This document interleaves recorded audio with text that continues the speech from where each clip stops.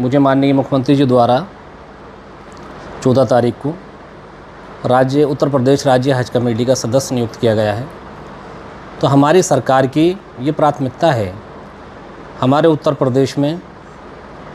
हज यात्रा पे जाने वाले लोगों के लिए 30,000 का कोटा है सरकार की तरफ से, जिसमें उत्तर प्रदेश के अंदर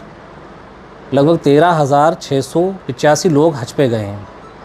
तो ये हमारे लिए भी चिंता का विषय है और सरकार के लिए भी। हमारी सरकार की मंशा है कि हज पे जाने वाले जो भी इच्छुक लोग हैं उनसे बात की जाए, कहाँ दिक्कत है, क्या प्रॉब्लम है, क्या समस्या है, उनसे बात करके उन समस्याओं का उनके समाधान कराना चाहिए और ज़्यादा से ज़्यादा लोगों को हज पे जाने के लिए जागरूक करना चाहिए। इसी के लिए हमने आज एक समीक्षा बैठक की थी कि संख्या हाजियों की उत्तर प्रदेश के अंदर क्यों कम हो रही है। तो उसमें कुछ चीज़ें हमारे सामने आई हैं, वो हम 11 तारीख में हमारी बोर्ड की मीटिंग है लखनऊ, हम उनको रखेंगे वहाँ पे और वहाँ से फिर जो भी हमारे अधिकारी और माननीय मंत्री जी द्वारा केंद्र से बात की जाएगी तो उन लोगों की समस्याओं का समाधान किया जाएगा। दूसरा ये है कि हमारा डिस्कशन हुआ है मंत्री जी से भी, अधिकारी लोगों से, कि आगे आने वाले समय में जिस तरह से इस महीने में सारे हाजी लोग जो हज यात्रा पे गए हैं, कल उनका हज मुकम्मल हो जाएगा। आपके चैनल के माध्यम से मैं एडवांस में सभी हाजियों को मुबारकबाद भी पेश करता हूँ। अल्लाह ताला उनका हज कबूल फरमाए। उसी के संबंध में हमने ये तय किया है कि आने वाले समय में सारे हाजी जब अपने अपने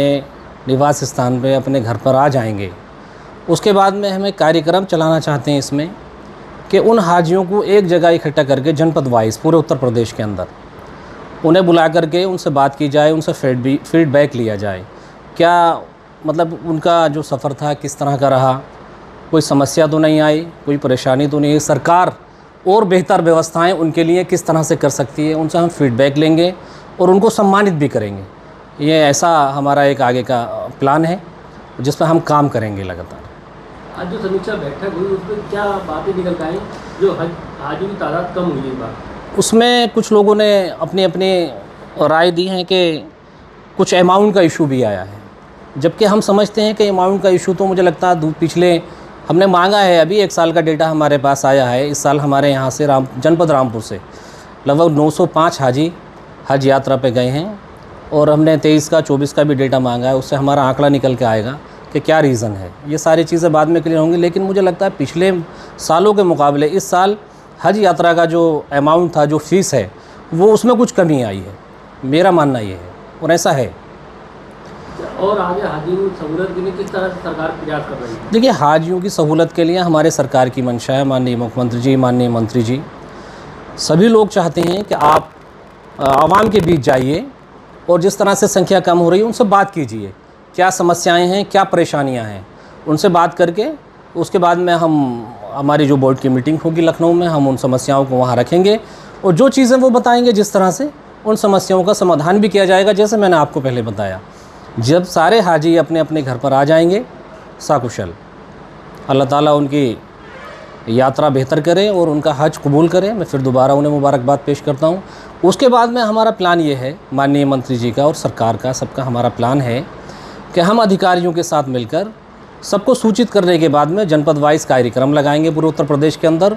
उनको बुला के उनसे फीडबैक लेंगे, उनसे बात करेंगे कि उनको कोई समस्या नहीं आई क्या, और उनकी यात्रा में